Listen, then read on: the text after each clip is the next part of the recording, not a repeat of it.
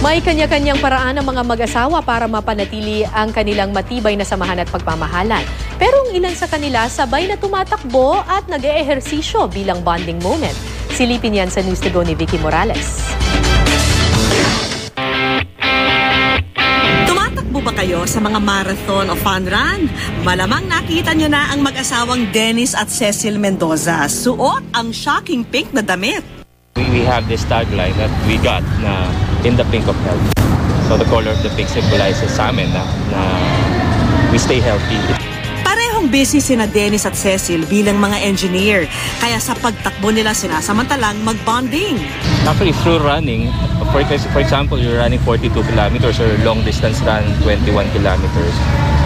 We get to capitalize yung route to talk. And then minsan we fight of things, and then we make sure that when we reach the finish line, settled kami. Bukod sa pagsusuot ng pink, naging panata na rin nilang magkasamang tumakbo para malusog daw sila sa pagtanda. Diba, iba yung confidence mo kapag fit ka. Ikinahalin tulad namin yung running sa relationship na merong start, may finish. And in between start and finish, it's a long journey. Kung sina Dennis at Cecil pinagtitibay sa pagtakbo ang pagsasama, ang mag-asawang Jean at Don Gutierrez naman sa gym pinagtagpo ng tadhana.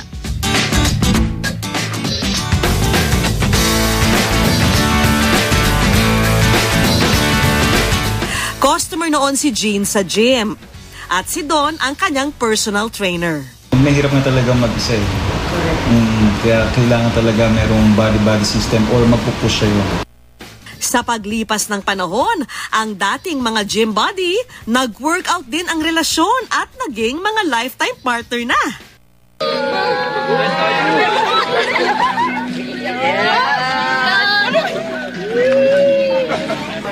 Siyempre kinilig kasi it's a different kind of proposal kasi diba usually mga proposal is punta sa restaurant, ipipresent ng rin yung guy.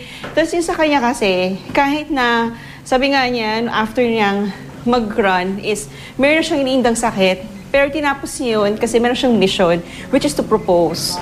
Hanggang ngayon, dala ni na Don at Jean ang kanilang pagiging health buff mula sa pag-workout hanggang sa pagtimpla ng fresh fruit and veggie juice. Para kasi sa akin, syempre to live a long life and yun, during those times na nag-jogging kami, nag-workout kami, yun yung parang pinaka-bonding namin. Nagkakwentuhan kami, that also, kumbaga, nagiging deeper yung relationship namin. Sa karera ng buhay, wala raw imposible. Kasama na riyan ang mahanap ang iyong minamahal. Baliwala raw ang mga pagsubok sa araw-araw basta't may karamay sa hirap at ginhawa para malusog na harapin ang bukas. Vicky Morales, GMA News.